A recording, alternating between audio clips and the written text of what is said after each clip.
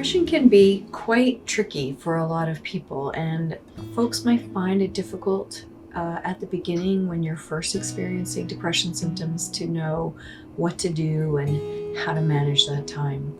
It may impact things like self-image, confidence, self-esteem, hope for the future, a number of different patterns that are common.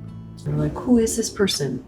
I used to be able to do so many things, and just facing the morning or trying to get up is difficult. So depression has a way of filtering in and changing how we see the world and changing our ability to be present in the world and engage with other folks. One of the key experiences for folks who are depressed are having thoughts that cycle in their mind, and these thoughts are not very kind. They can be really a lot of critical judgment. It's like the critical voice that we all have a little bit of in depression is turned up at a volume of 100, and it's hard to battle when your mind is busy telling you you're unlovable, the world is unfair, and nobody likes you, you're super ugly, you'll never make it in this world.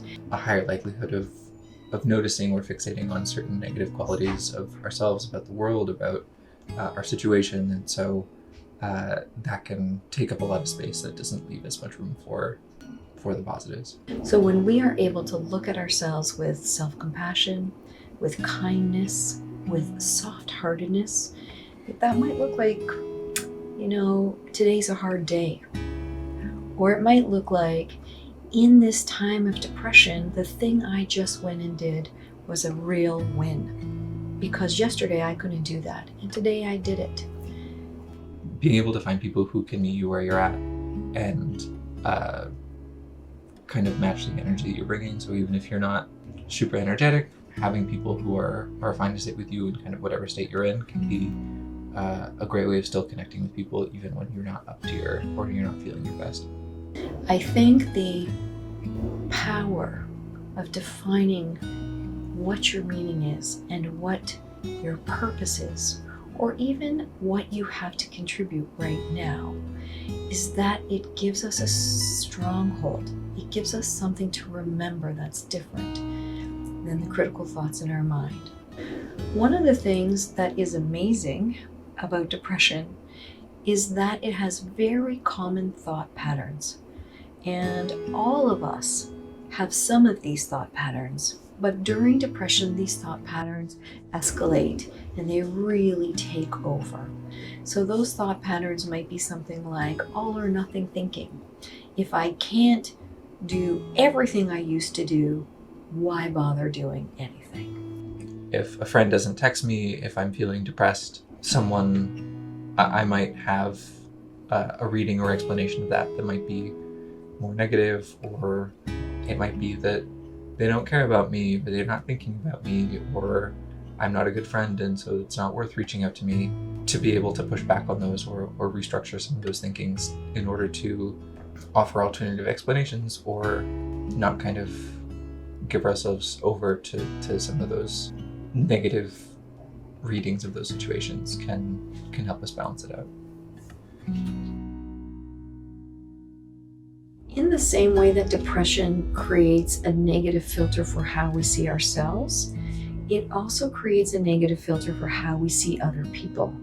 So when we are looking out into the world, looking at our friends, our family, our partners, we may be looking at them through a lens that says they don't love us, they don't want to be around somebody who's really low, who's just a Debbie Downer. We may see them more negatively. The things that they do may bother us more. There's a number of ways in which depression can change our perspective about other people. Looking at the state of the world, they might have increased focus on things feeling unfair or too big, or problems that just feel bigger than them and tough to hold. And those things do exist, but just the increased focus and hopelessness in the face of those things can be typical of depression. When we take the risk and go out into the world and stay connected, then we can have folks who do love us, or even just some friendly stranger on the street, provide us with a positive experience in our day that might help lift that depression a little. When we're depressed, we need information outside of our own heads, because in the middle of depression, our minds are very messy with a lot of negative thoughts. Imagine talking to their best friend, and if their best friend was depressed, what would you say to them? Or give us a chance to avoid berating ourselves, judging ourselves, saying some incredibly cruel things to ourselves, that as soon as we would imagine putting it on someone else, we would immediately be like, oh, that's no way to talk to someone. Attitude of gratitude is a valuable tool when we're trying to reduce depression symptoms. Gratitude changes us on a neurological level by changing the neurotransmitters that are running in our brain. So it's a psychological intervention that has incredible biochemical and neurological impacts. Oftentimes depression can be like linked to these just huge feelings of hopelessness that can feel so pervading or just absolute. And so finding those glimmers of things that we're grateful for, things that sources of love or joy in our lives, can be an important way of offering some important alternatives to some of the thinking patterns that we've adopted. One of the most common ways of managing depression symptoms is through cognitive challenge, cognitive evaluation, cognitive restructuring. This really comes out of cognitive behavioral therapy, and it is an incredible technique to help reduce depression symptoms. Offer more balanced views of certain things or situations, being able to recognize the contributions that we are making or the effort that we're putting in, even if we don't feel like it's sufficient, can be ways of making sure that we're creating or fostering more balanced thoughts and beliefs. Something like mindfulness can be helpful sometimes, because oftentimes with depression, the feelings can feel so huge that sometimes we just feel lost in them. And so something like mindfulness, where you're really focusing on the present moment and just grounding yourself and having an awareness of your current thoughts and emotions and physical sensations, can help people manage those big feelings or difficult situations in a way that just helps pare them down a little bit and makes them just ever so slightly more manageable. Mindfulness also helps us realize depression is not a steady state. At any moment during the day, we might be a little lower, we might be a little more neutral. We might even have some moments where we feel too bad, but we discount those. So mindfulness lets us be present to that moment. Mindfulness lets us enjoy something we're doing right in that moment.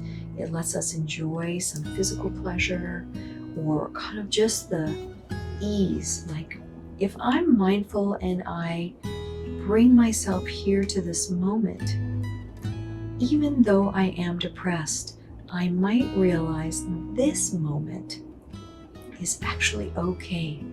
Every little bit counts. Whatever you can do, we're going to celebrate it, we're going to honor it. And that might look like you get up in the morning and you have a shower. That might look like you go to the gym and you do 15 minutes. That might look like you call a friend and you go for a coffee. Having faith that this is just a moment in time, and that there are things that can change and often will change with the help of whether it's therapy, the support of others, taking certain steps just to improve material situations. That can go a long way towards improving mood, having more motivation, better energy, and just a general reduction in the depression symptoms. And of course, you can consult your physician. There are medications available, and those are one thing in the toolbox, alongside of so many other things. How to take care of your body, how to take care of your mind, how to shift your behaviors so that they take you in the direction you want to be going.